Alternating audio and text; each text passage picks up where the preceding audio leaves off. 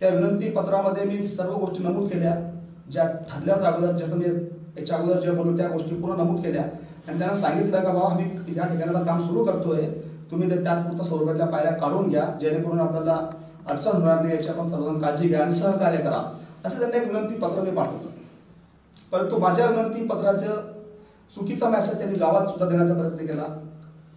त्यांनी विनंती पत्राला गावात असं प्रचार केला की ग्रामपंचायतनी मंदिराला नोटीस पाठवली. तोही विषय माझ्या कानावर आला. त्यानंतर हा विषय असा सुरू असताना मी विलास भाऊ, बाळू आगडे, भीमराव बोराडे आणि चर्चा सुरू असायची नेहमी का हा चुकीचा प्रचार करत आहे म्हणून सगळं. परंतु त्यानंतर जेव्हा मला माहीत झालं, म्हटलं हा विषय चिघळत जाईल, तर त्यानंतर मी एका दिवशी मला बाहेरगावी जायचं होतं.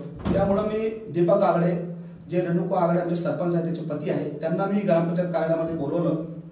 आम्ही दोघंच एका कॅबिनमध्ये बसलो आणि त्याला मी समजावून सांगितलं का बाबा तू सरपंच आहे, काय चुकीचं काय खरं याकडं न बघता तू एक काम कर, तू स्वतः पुढाकार घे आणि मंदिर कमिटीच्या लोकांना जाऊन भेट आणि त्यांना भेटायला त्यांना सांग का भाऊ गावाकडून तुम्हाला पायऱ्या बनवायची तुमची इच्छा आहे तर तुम्ही बनवून घ्या, 10 भिडच्या याच्यामध्ये तुम्ही काम करून घ्या.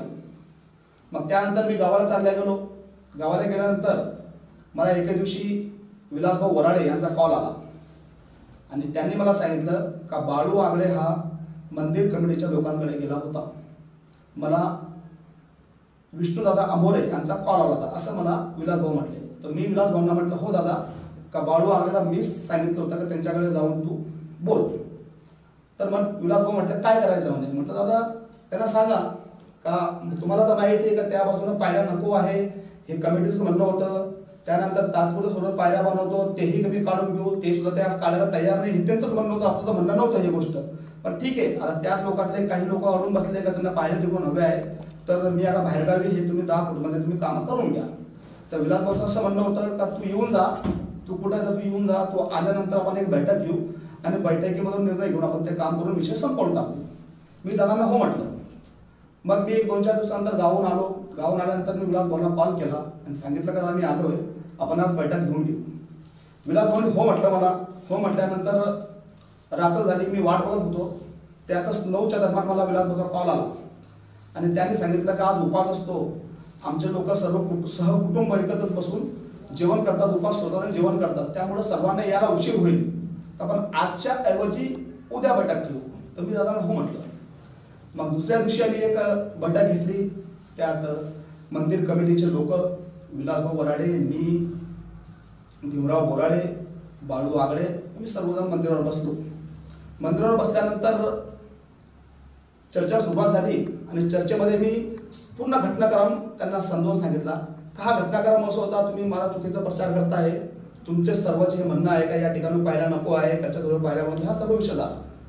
विषय झाल्यानंतर मी त्यांना सांगितलं का आता आपल्याला विषय संपवायचा आहे, तर तुम्ही बोला कसं करायचं.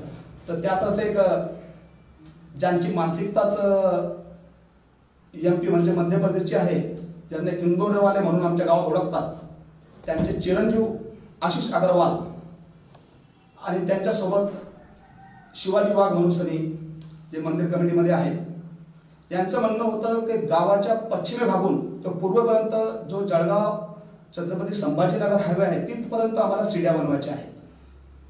मी त्यांचं हे ऐकल्यानंतर मी त्यांना सांगितलं की बाबा तुमचं चुकीचं आहे, पण तुम्हाला कसं करायचं आहे तुम्ही तुमच्या पद्धतीने करा. आणि मी त्या ठिकाणी निघून गेलो. निघून गेल्यानंतर मला कॉलही आला भीमराव बोराडे यांचा काही इथं म्हणून सनी, पण मी म्हटलं मी येत नाही, कारण ते लोक चुकीचं आता तो विषय भडकवत आहे, इकडे तिकडे विषय घेऊन जात आहे. म्हणजे त्यांना कसं करायचं त्यांना करू दे, माझं काही म्हणणं नाही. त्यानंतर दुसरा दिवस उजळला.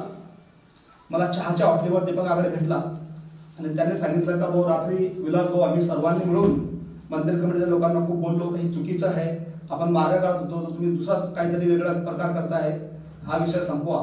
तर मग त्यांनी सांगितलं का 15 ते 20 फूटमध्ये आम्ही पायऱ्या बनवू असं त्याचं ठरलं म्हणे. तर म्हटलं 20 फूटच्या खूप जास्त होता, 15 फूटमध्ये पण त्यांना बनवून देऊ, म्हटलं काही अडचण नाही. मग त्यानंतर मी विलासभाऊला कॉल केला. विलासभाऊला विचारलं, विलासभाऊ म्हटलं काय झालं. तर विलासभाऊनं पण हेच म्हटलं जे मला बाळू आगडेने म्हटलं दादा ठीक आहे, मग त्यांना सांगा का मला लगेच कमानीचं काम सुरू करायचं आहे आणि तुम्ही ज्या पायऱ्या बनवायचं म्हणतात त्या तुम्ही बनवून घ्या. त्यांना सांगतो. मग एक 2-4 दिवस उलटले, त्यांनी काही काम सुरू केलं नाही. मग मी विलास भाऊला कॉल केला का विलास भाऊ मला कमानीच्या ठिकाणचं काम करायचं आहे, त्या ठिकाणी खूप खराब परिस्थिती झाली आहे, लोकांना गाड्या येण्यास खूप त्रास होतोय, त्या ठिकाणी मोठा अपघात होऊ शकतो, त्यामुळे मला त्या ठिकाणचं काम करणं आवश्यक आहे. तुम्ही त्यांना सांगा की लगेच काम सुरू करा, मी उद्या JCB आणतोय, तुम्ही तुमचे लोक घेऊन उभे राहा आणि तुमच्या खड्डे बिड्डे खणून घ्या आणि कामाला तुम्ही सुरुवात करून टाका.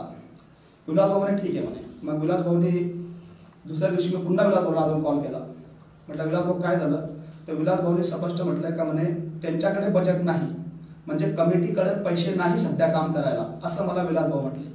मग विलास भाऊ तसंच मला हे म्हटले, तसंच मी विलास भाऊला म्हटलं विलास भाऊ काही अडचणी पायऱ्याचा पूर्ण खर्च मी करतो, मी पूर्ण पायऱ्या बनवतो, फक्त तुम्ही कशा बनवायचा तुम्ही त्या ठिकाणी मंदिर कमिटीने तुम्ही स्वतः त्या ठिकाणी येऊन उभे राहा. विलास भाऊ म्हणे ठीक आहे, मी त्या लोकांना सांगतो कमिटीच्या लोकांना.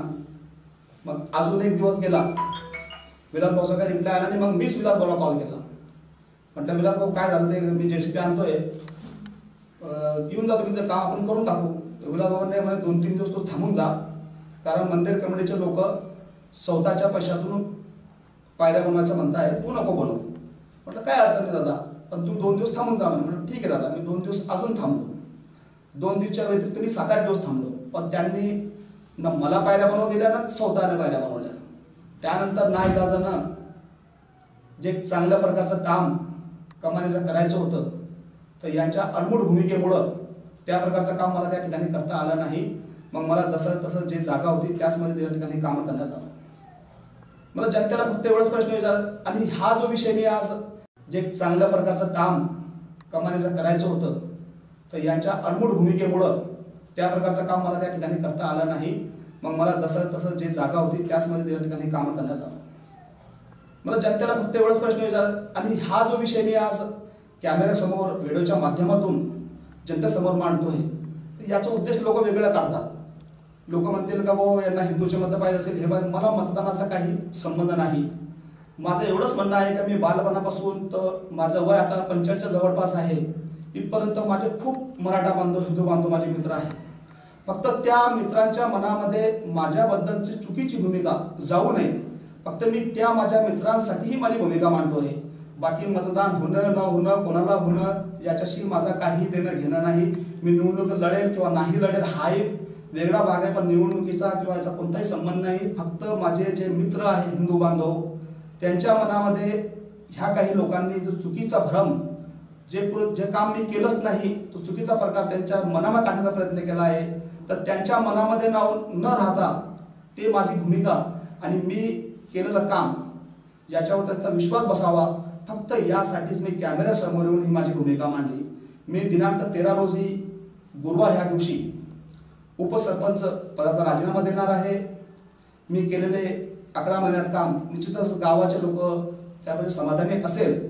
मी असं तर म्हणणार नाही की मी भरपूर काही कामं केले, पण भरपूर अजून काही प्रयत्न आहे. माझ्यानंतर जे सरपंच किंवा उपसरपंच येणार आहे त्यांना मी पुढील वाटचालीसाठी शुभेच्छा देतो, आणि त्यांच्या हातून माझ्याही पेक्षा चांगलं काम घडो अशी मी त्यांना शुभेच्छा देऊन माझे बोलणं थांबवतो. जय हिंद, जय भारत.